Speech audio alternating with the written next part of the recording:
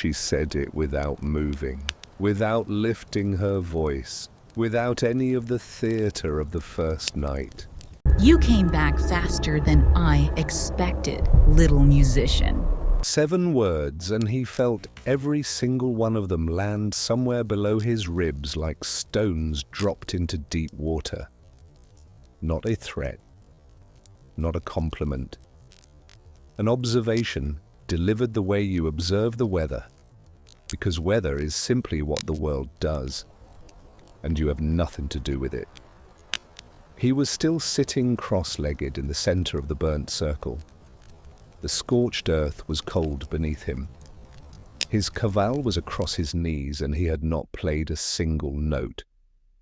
That had been his one refusal, his one small held line. And looking at her face now, reading the particular quality of attention she was directing at him, he understood that the refusal had not protected him. It had interested her. She came forward then, but not the way she had moved on the first night. No dance, no circle of white figures materializing from the shadows. She walked, if you could call it walking, to the near edge of the burnt ring and sat down on the clean grass just outside it, as if she had no intention of crossing into the scorched ground, as if the boundary between the dead circle and the living grass was a threshold she chose to respect. That small detail would take him a long time to understand. She looked at him the way you look at something you are deciding whether to keep, not unkindly, with the focused, unhurried attention of a craftsperson examining a piece of work that surprised them. Why did you not play? She asked. He did not have an answer that made sense, so he told her the truth. He said he didn't know. She nodded, as if that was the right answer. As if any more articulate response would have told her something less useful. Then she did something he did not expect. She asked him to play now, not with the command of the first night, not wrapped in the social pressure of the dance and the gathering figures and the growing tempo. Just a question. Direct, almost gentle. Would he play for her, here, just the two of them, with no performance required? And God help him, he wanted to. He had not realized until that moment how much of the hollowness of the day before had been about exactly this, the absence of someone to play for who deserved the music. He raised the kaval to his lips and he played. He played the way he had played as a boy, before the village had started to feel too small and before the resentment had begun to accumulate, for the pure animal pleasure of the sound. She sat across the burnt circle and listened with her whole body, the way a person listens who has no divided attention, who is not thinking about what they will say next or what they should have said before. She just listened, and it was the most seen he had ever felt in his life. When he finally lowered the instrument, the silence that came after was not empty. It was full of something he couldn't name. She spoke then. She said she wanted to give him something in return. A phrase. 3 notes in a sequence that existed before the village, before the roads, before any human settlement in these mountains. A melody that the old ones had carried for longer than memory. She said it would cost him nothing. She said he could have it simply as a gift. He should have heard the word gift and walked away. In every story the village elders had ever half told and then stopped telling, the gift is the mechanism.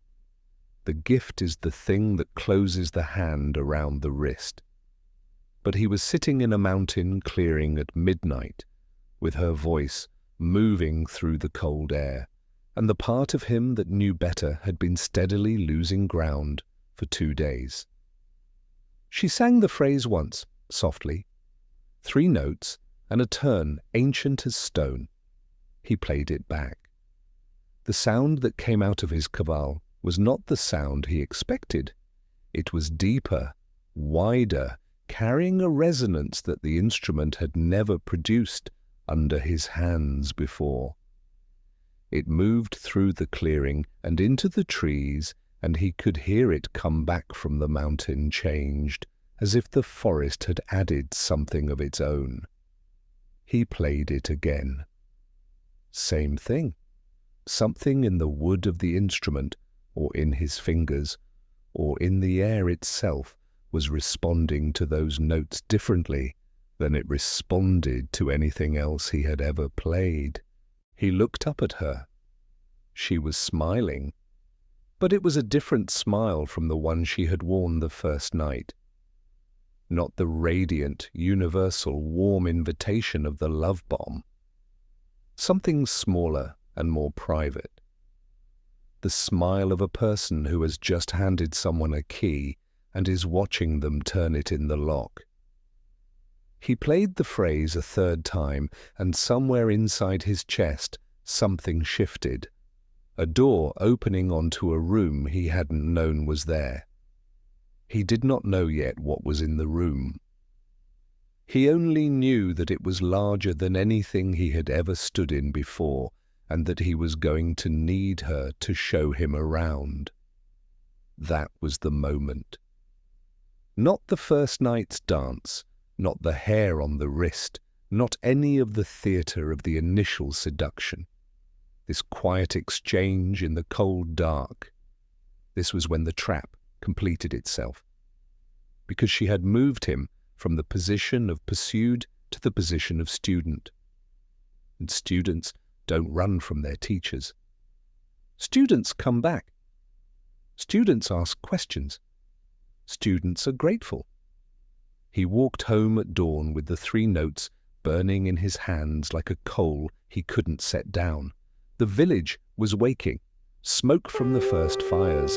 A dog barking somewhere near the mill. His mother at the well, who looked up when she saw him and set her jaw in that particular way that meant she had things to say that she was choosing not to say yet. He sat at the table.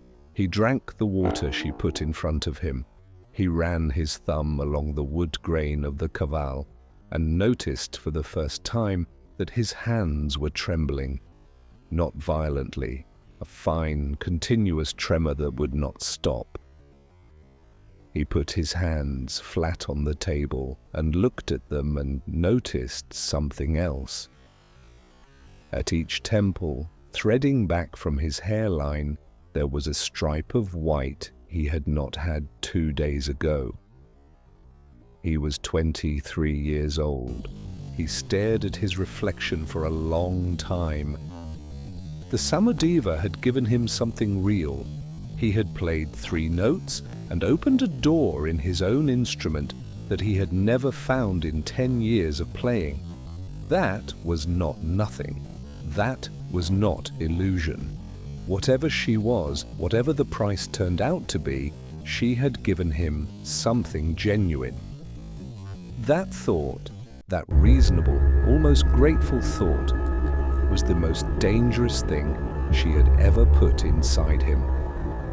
Because the question was no longer whether he would go back. The question was what he would be willing to trade the next time she offered him something. He closed his eyes. Behind them, the 3 notes were still ringing. If you have ever been given something real by someone who was costing you more than you could afford to pay, and you told yourself the gift made it worth it, I'd like to know how that ended. Leave it in the comments. I read every single one. Episode 3 is coming. Stay tuned.